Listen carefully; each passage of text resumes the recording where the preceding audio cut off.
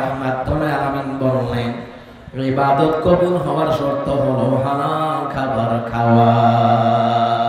হালাল খাবার দেশে আছে, হালাল খাবার দেশে আছে ঠিক, কিন্তু হালাল খাবার থাকার পরেও অধিকাংশ নামদারি মুসলমান সুদ খাওয়ার জন্য, যৌতুক খাওয়ার জন্য, ঘুষ খাওয়ার জন্য, হারাম খাওয়ার জন্য প্রতিযোগিতার মাঠে নেমে গেছে। হারাম খাওয়ার জন্য প্রতিযোগিতা চলছে। দেশে বিদেশে, দেশের টাকা বিদেশে পাচার করে অবৈধভাবে লন্ডনে, আমেরিকায়, মালয়েশিয়ায় অবৈধভাবে বাড়ি গাড়ি বানাবার জন্য ফাঁকি নেতার দলেরা পাগল হয়ে গেছে। হারামের দিকে প্রতিযোগিতা, হালালের দিকে কোনো প্রতিযোগিতা নাই। যারা হালাল ইনকাম করেন মনে রাখবেন, আপনি যতগুলি আল্লাহকে সেজদা দিবেন, ইবাদত করবেন, নামাজ রোজা হজ যাকাত আদায় করবেন, আপনি হালাল খাওয়ার বরকতে আপনার আমলগুলি, ইবাদতগুলি কবুল করে দিবেন কে? জোরে বলেন কে? তাহলে 3 নাম্বার হলো কি করতে হবে? হালাল কথা বলে না, কি করতে হবে? হালাল খেতে হবে। হালাল, হারাম খাওয়া যাবে না, সুদ খাওয়া যাবে না, ঘুষ খাওয়া যাবে না, যৌতুক খাওয়া যাবে না, এগুলি হারাম করে দিলেন কে? কিন্তু আমার দেশের মধ্যে হারাম খায়, মসজিদের প্রথম কাতারে হারাম খায়, উমরা করতে যায়, হারাম খায়, হজ করতে যায়। কথা বলে হারাম খাওয়ার মতো লোক সমাজে আছে না নাই? সামালা তিরমিজি, জামিউ তিরমিজির বর্ণনায় নবী আলাইহিস সালাম বললেন, কিয়ামতের পূর্বে আমার অধিকাংশ উম্মত সুদের সাথে জড়িয়ে যাবে। এখন বর্তমানে লাখে 20,000 30,000 আছে না নাই? একটা কাজে সুদের খাই 36 বার জানার গুনাহ হয়। একটা কাজে সুদের খাই সর্বনিম্ন গুনাহ হলো আপন মায়ের সাথে জিনা করা। জোরে কর না কেন? ও খাউনে আছে মনে হয়, এজন্য জোরে নাউজুবিল্লাহ কয় না। ধরা খাইছে, ধরা খাইছে, ও ধরা খাইছে। ঘরে ঘরে সুদ। আমাকে হুজুর কি আর করা, আর হতেন আর হলার বিদেশ তো 20 ইয়ে হচ্ছে, আয় আর কিতা করতাম না, তাড়াতাড়ি সুদেটা হাসি হুজুর জায়েজ হইবনি। আমি কি উদা জায়েজ না, এটা হারামের ঘরের হারাম হয়ে গেছে। কে বলছে আপনার সুদে আইনা বিদেশ যাইতে? কে কইছে আপনাকে সুদে টাকা লাগাইয়া বাড়ি গাড়ি করতে? কে বলেছে আপনাকে যে সুদে টাকা ধার এনে, সুদে এনে আপনার সন্তানকে বিদেশ পাঠাবেন? ও সন্তান বিদেশ যাবে ঠিক, ও আকামও পাবে না, বেতনও পাইতো না। এরকম অসংখ্য নজির আছে। আমার এক হুজুর ছেলে আকামা পায় নাই, ছেলে কাজ পায় নাই, ছেলে তো বেতনও পায় নাই। আমি কি ফাড়াইছেন কেমনে? রেন করে ফাড়াইছেন নি? কহ রেন করে ফাড়াইছি। রেন কি সুদে আনছেন না ধার আনছেন? কহ হুজুর সুদে। আমি কি জন্য গজবে ধরছে বিদেশ? গজবে ধরবে, একদিক দান একদিক দা গজবে ধরবে আপনাকে। হারাম খাবেন না, প্রয়োজনে ভিক্ষা করে খাবেন।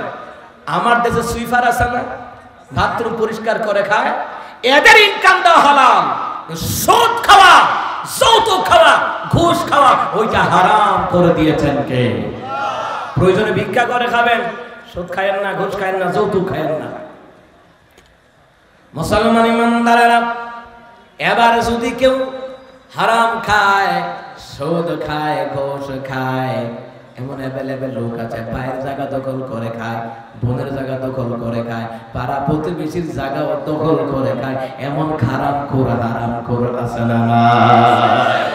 এমন হারাম খোর আছে সমাজের ভিতরে অ্যাভেলেবেল আছে। হারাম খাইতে খাইতে তার ভিতরে মানবতা নাই, এই জন্য রাস্তার জন্য 1 ইঞ্চি জায়গা দিতে রাজি হয় না। হারাম খাইতে খাইতে কুকুরের মতো জিহ্বা লম্বা হয়ে গেছে, যার মধ্যে তার মধ্যে কোনো মানবতাই নাই।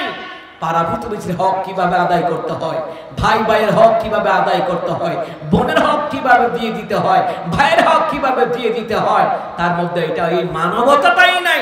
কারণ হারাম খেয়ে তার অন্তর দিল নষ্ট করে ফেলেছে। কথা কোন ঠিক কিনা? সমাজের দিকে তাকান, হারাম খেয়ে তাদের এমন অবস্থা, পাড়া প্রতিবেশী মিল নাই।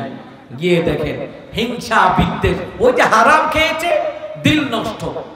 কথা কোন ঠিক কিনা? এবার যারা হারাম খায়, হারামের পোশাক পরে, আছে না নাই? এই দামি পোশাক কিন্তু হারামের টাকায়।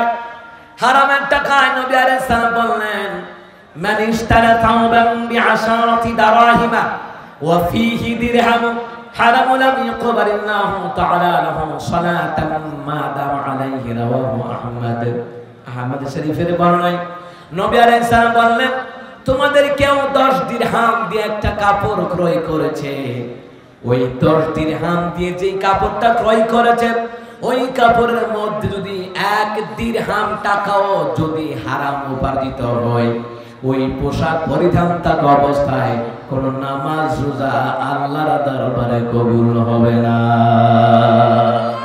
হারামের টাকায় পোশাক কিনেছে কিন্তু নামাজ পড়ে, হজ করে, যাকাত দেয়, একটাও আল্লাহর কাছে গ্রহণযোগ্য হবে না, কারণ পোশাকটা হারামের টাকা।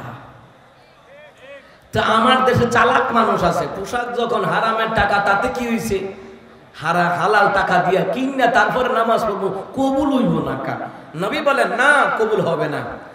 নবী আলাইহিস সালাম বলেন, قال النبي صلى الله عليه وسلم لا يدخل الجنة لحم نبات من الصعد وكل لحم نبات من الصعد كانت النار أولى به رواه الدارمي। দারমি শরীফের বর্ণনায় নবী আলাইহিস সালাম বললেন, শরীরের ওই গোশত জান্নাতে যাবে না যেই গোশত হারাম খাদ্যের দ্বারা বর্ধিত হয়েছে। আরে বেটা, হারামের টাকার কিনা পোশাক খুলে ফেলতে পারো, কিন্তু তুমি যে হারাম খাইয়া শরীরের মধ্যে এনার্জি তৈরি করলা, রক্ত বাড়লো, গোশত বাড়লো, এনার্জি বৃদ্ধি হলো, নবী বললেন ওই যে খাইলা, লা ইয়াদখুলুল জান্নাহ লাহমু নাবাতা মিনাস সাহতি ওয়া কুল্লু লাহমিন নাবাতা মিনাস সাহতি কানাতিন নারু আওলা বিহি রাওয়াহু দারামি। দারমি শরীফের বর্ণনায় নবী আলাইহিস সালাম বললেন, শরীরের ওই গোশত জান্নাতে যাবে না যেই গোশত হারাম খাদ্যের দ্বারা বর্ধিত হয়েছে। যেই গোশত হারাম খাদ্যের দ্বারা বর্ধিত হয়েছে ওই গোশতের জন্য উপযুক্ত ঠিকানাই হলো জাহান্নাম। উপযুক্ত ঠিকানাই হলো জাহান্নামের আগুন। এত সুন্দর পৃথিবীতে হালাল ইনকামের অনেক রাস্তা আছে, কথা বলা আছে না? এরপর হারাম পথে পা বাড়ায়, পরকালেও এরা ভালো খাবার চিনবে না, পচা খাবারের জন্য ভিড় জমাবে। এটা বোঝাবার জন্য আপনাকে বলি, নবী আলাইহিস সালাম যখন মেরাজের রাত্রে একের পর এক জাহান্নামের দৃশ্যগুলো তিনি পর্যবেক্ষণ করলেন, ইনভেস্টিগেশন করলেন, তখন নবী আলাইহিস সালাম দেখলেন যে একদল নারী পুরুষের সামনে ভালো খাবারটা আছে কিন্তু ভালো খাবার খাচ্ছে না, ও পচা দুর্গন্ধযুক্ত খাবারের জন্য ভিড় জমাচ্ছে। নবী বললেন, ইয়া জিবরাইল মান হাউলাই ইয়া জিবরাইল, ও জিবরাইল, এই নারী পুরুষগুলো কারা? তাদের সামনে ভালো ভালো খাবার থাকার পরও ভালো খাবারগুলি তারা হাতে নিচ্ছে না, পচা দুর্গন্ধযুক্ত খাবারের জন্য তারা ভিড় জমাচ্ছে। কারণ কি? জিবরাইল বলেন, ওগো রাসূল, দুনিয়ার জমিনে আপনার উম্মতের মধ্যে একদল আছে, হালাল ইনকাম আছে, ওরা হালাল দ্বারা চোখে দেখে না। দুনিয়াতে হালাল তাকে হারাম জেনেছে আর হারাম তাকে হালাল জেনে উপার্জন করেছে।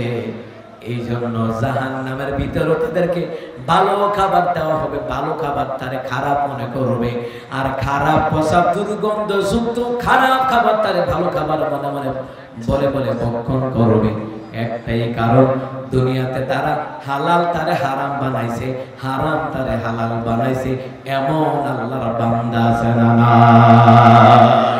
অভাব নাই। জিবরাইল নবী দুনিয়াতে তারা হালাল তারা চোখে দেখে না, হারাম তারা চোখে দেখছে, পরকালেও তারা পচা দুর্গন্ধযুক্ত খাবার তারা চোখে দেখবে, ভালো খাবার তারা দেখবে না। ওই পচা খাবার তারা ভালো মনে করে খাবে, কারণ দুনিয়াতে হারাম খাবার তারা ওরা ভালো মনে করে খাইছে। কথা বলতে কি? এই জন্য এটা হলো তাদের পরিণতি। মুসলমান ইমানদারেরা ভালো করে কান লাগান। এই জন্য এই জীবনের চলার ক্ষেত্রে, ইবাদতের ক্ষেত্রে যদি আল্লাহর কাছে কবুল আর মঞ্জুর করাতে হয়, তাহলে শর্ত হলো হালাল খাবার খাওয়া লাগবে, ঠিক কিনা? এরপরে আসেন লোকমান হাকিম বললেন, ভাই ও আমার রাখাল ভাই, 4 নাম্বার তোমাকে আমি কাজ দিলাম। 4 নাম্বার হলো তুমি স্বীয় গুপ্ত অঙ্গের হেফাজত করবা। স্বীয় গুপ্ত অঙ্গের হেফাজত। নারী পুরুষেরও গোপন অঙ্গ আছে, নারীদেরও গোপন অঙ্গ আছে, পুরুষেরও গোপন অঙ্গ আছে। নারীদের গোপন অঙ্গ মাথা থেকে পা পর্যন্ত পুরাটাই গোপন অঙ্গ। এটা দেখার অধিকার একমাত্র স্বামী। কথা বলে ঠিক কিনা? কিন্তু রাস্তাঘাটে ভ্যান চালকে দেখে দেখে মজা মারে দুনিয়ার মুসলমান ইমানদারেরা অর্ধ অলঙ্গ হয়ে চলাচল করে এমন নারীদেরকে নবী আলাইহিস সালাম দায়ুস বলেছেন।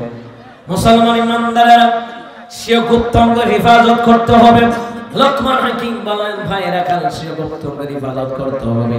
আজকে বর্তমান যুগে যুবকেরও পুরুষেরও গুপ্ত অঙ্গে প্রকাশ্য করে দিয়েছে।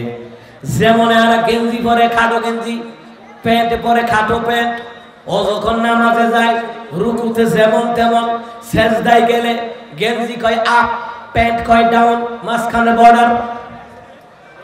কথা বল না কেন? এই কথা বল না কেন? আগের দিনের মুরব্বীরা যে প্যান্ট পরতেন আমি দেখতাম একেবারে নাভি উপরে থেকে শুরু করে। আমার বাবারে পাকিস্তানি আমলে পায়জামা দেখছি, আমার মতন হাইয়া দুইজন মিয়াজির ভাও ঢুকতে পারবো ওই পায়জামা দিয়ে একেবারে এত বড় বড় প্লাজো। আমি আব্বারে কইতাম, আব্বা এটা কি পায়জামা না লুঙ্গি? এত মোড়া ঝুলা জ্বালা। আর এখন প্যান্ট বানাই টেলারের কাছে যায়, ভালো করে মাপ নেন, কেমনে গিয়ার কমায়া দিবেন, নাবির সাইডা গোল নিষেধ থেকে এরপরে বানায় প্যান্ট ছেলেরা আসলে না। নাবি থেকে হাতের নিচ পর্যন্ত ঢাইকা রাখা ফরজ। যুবকদের মধ্যে ওপেনলি পাপ করে বেড়াচ্ছে। ভালো করে কান লাগান। ওপেনলি পাপ করে যখন বেড়ানো হয়, পৃথিবীতে যখন পাপ, মদ, গাঁজা, ইয়াবা, ব্যভিচার এইগুলো যখন ওপেনলি হয়ে যায়, তখন আল্লাহ পাক ভূমিকম্প দেয়, গজব দেয়, আযাব দেয়, করোনার মতো মহামারী দেয়। কথা বলো ঠিক কিনা?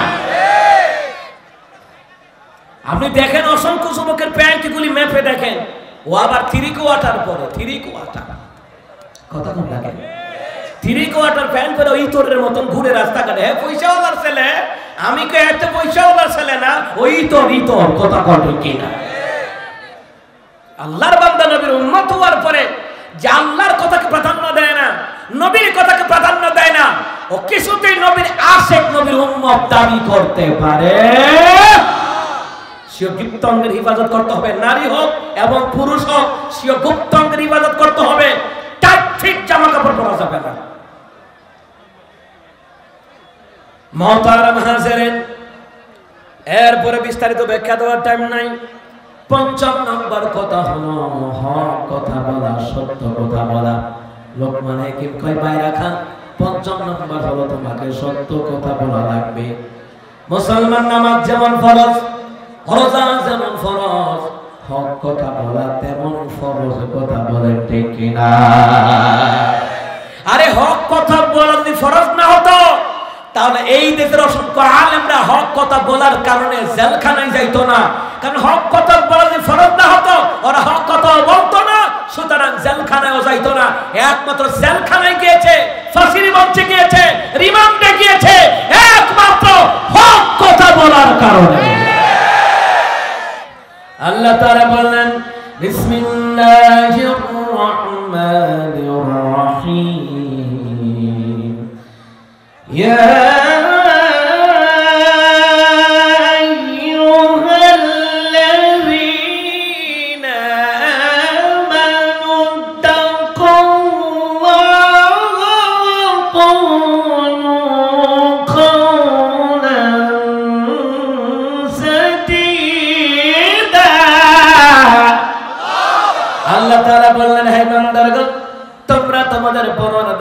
ভয় করো, সদা সর্বদা সত্য কথা বলো, তাহলে বোঝা যায় সত্য কথা বলা ফরজ করে দিলেন কে?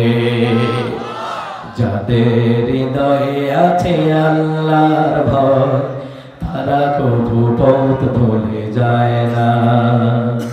আল্লাহর প্রেম ছাড়াই দুনিয়ায় কারো কাছে কোনো কিছু চায় না, কারো কাছে কোনো কিছু চায় না।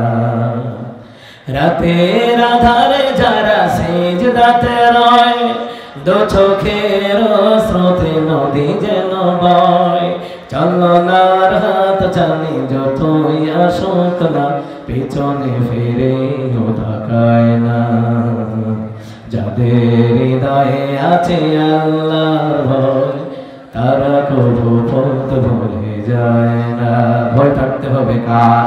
আরো জোরে বলেন কার? যাদের মধ্যে আল্লাহর ভয় থাকবে ওরা সত্যবাদীদের সঙ্গী হবে, ঠিক কিনা?